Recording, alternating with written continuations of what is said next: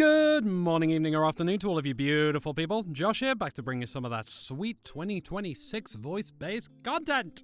So, fucking hell, this year's been off to a mad start. So, to catch you guys up, I've already had to replace my NT1A due to some severe technical issues, but have been swapped over to the NT1 and not looked back since. I played an absolutely mental apeshit gig at the Forum in Bath with my band Circle of Crows. Work's been crazy, I'm trying to learn another instrument, I'm back on auditioning, and I've taken up martial arts to help with my weight loss journey. It's been a lot. But speaking of that gig, we're over halfway through January and I wanted to talk about music. For those of you who don't know your Josh jargon lore, I've been a musician from a very young age and my music taste has changed a lot over time. So today I wanted to go over my top 10 favourite bands and musical artists at this specific point in time. Quick side note before we get into the video, there will be some omissions like Lynn and Lotus Juice who did the Persona soundtracks, as I've not listened to much else that they've done. Also, some of the bands from my formative years, including Avenged Sevenfold, Bullet for My Valentine, Slipknot, will not be on the list, purely just down to the fact that I don't listen to them as much as I did during those times. This list is purely based on the bands that I like listening to at this precise moment and are regularly in my Spotify rotation. So with all of that out of the way, without any further ado, let's go! So number 10 goes to Machine Supremacy. Machine Supremacy are a Swedish SID metal band. SID metal meaning that they utilised a SID chip from the Commodore 64 to make awesome metal music. I stumbled across these guys back in college thanks to a friend of mine and I have been hooked ever since. The combination of those familiar plinky-plonky retro gaming sounds alongside soaring guitar riffs and wicked guitar solos have kept these guys in regular rotation in my music for over a decade. God, I wish they'd come to the UK. Although they do have a new album coming out this year, so maybe. Number 9 is a recent addition, Anastasia Elliott.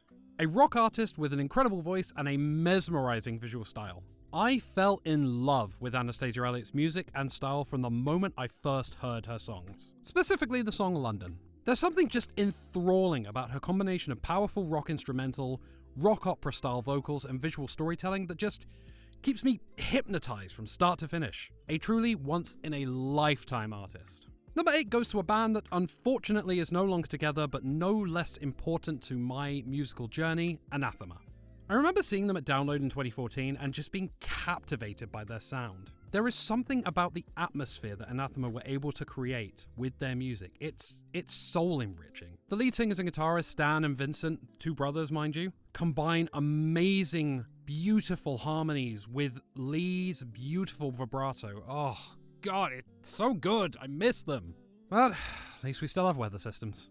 At number 7, the first what I would consider mainstream band, it's Alice in Chains. A band I discovered in 2013 at Download Festival, completely by accident, and fell down in a hole that I never wanted to get out of. Badum-tish.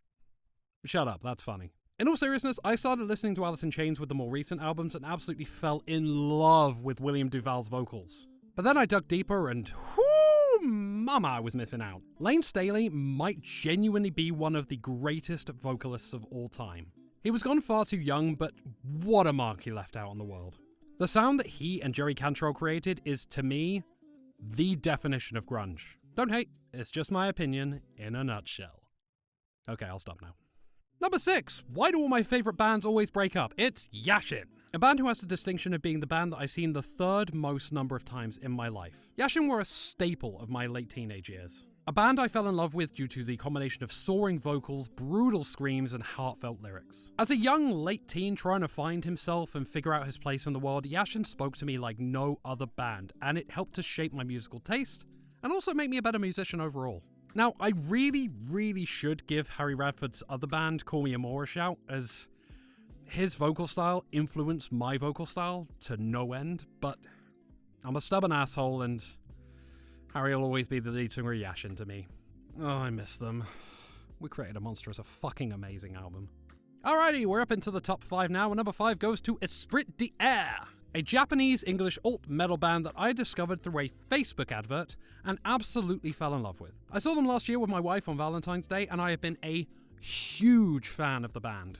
Their frontman Kai has always been very open about their struggles trying to become a musician, and their never give up attitude really resonated with me as a creative. Esprit d'Air combines all of my favourite parts of British rock and metal and J-metal to create this incredibly full and otherworldly sound, and the passion and love you see on stage from this band has made them a huge part of my regular musical listening cycle. Number 4 may surprise a lot of people. Or maybe not. Maybe it won't surprise you. But it's Crush 40. Yeah, you know the band that made songs for a ton of Sonic games? That's my number 4. Why? Because the songs are fucking amazing. The rush I get from listening to Crush 40 makes me feel like I want to run at the speed of sound. Johnny Jeweli is an absolute powerhouse of a vocalist. And Junsun Yu is a phenomenally underrated guitarist. And a phenomenal composer who should really be appreciated more. Honestly, it's hard to think of another band who has left this big of a legacy on video games as Crush 40 has. And now I really need to keep my eyes out, because if they perform in the UK again, nothing is stopping me from going. Now we're into the big guns. Number 3 is Bukovi, a band introduced to me after I moved and started a new job in 2019, and fucking hell, permanent fixture in my musical life. I genuinely haven't come across a band in years whose every song is an absolute fucking belter. Whatever vibe I'm after, Bukovi just don't miss. I've seen them live 4 times and they keep getting better and better every single fucking time. And Janine, if you somehow stumble across this video and want a touring bassist, then, you know, hit me up. I play bass. I'm okay. I'm pretty good. Please. I want to be Bukovi's bassist. Now, my number 1 and my number 2 pick could genuinely swap at any given moment. So this was a bit tough for me to choose. But as of this moment right now, number 2 goes to Porcupine Tree. Ah yes, little baby Josh's introduction to prog rock. And what a fucking introduction. Steven Wilson may genuinely be my favourite all-round musician, and it's 90% because of Porcupine Tree. Every album they made is a unique soundscape of beautiful noise, but you can still feel that it's Porcupine Tree. I know that sounds really pretentious, but trust me. The combination of psychedelic, experimental, progressive, and hard rock fused with elements of metal music, jazz, and electronica, it's such a unique sound that it fueled my musical curiosity and continues to be an inspiration to my writing style to this day. To put it into perspective, their album Fear of a Blank Planet, to me, is a perfect album, and I don't say that lightly. But one band does pip them to the post. Biggest reason? I love the frontman more than any musician. Number 1 is Alter Bridge. Miles Kennedy is quite possibly the greatest vocalist ever. But the fact that he's also a phenomenal guitarist and songwriter just adds to the fact that he's probably my biggest musical inspiration. And that's not to take away from Mark Tremonti, Brian Marshall, and Scott Phillips, because honestly, a more perfectly harmonious lineup is very hard to come by. Every single album they've released has multiple tracks that make their way into my favorites. One of their songs is a wrestler's entrance theme, for crying out loud. Hang on. I'm wrong. 2 of them. The band also just looks like they're having the best time at every single show I go to see them at, which is something I try my best to emulate whenever I'm on stage. I can only hope and pray that one day I can be even close to what Miles Kennedy is as a musician. And if I were ever to meet the man, I'd piss myself. Like, genuinely.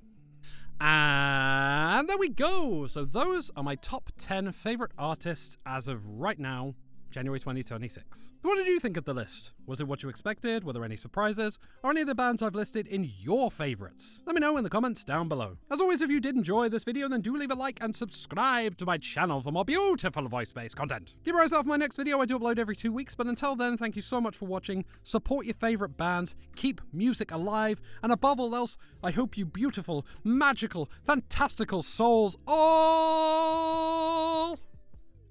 stay wonderful.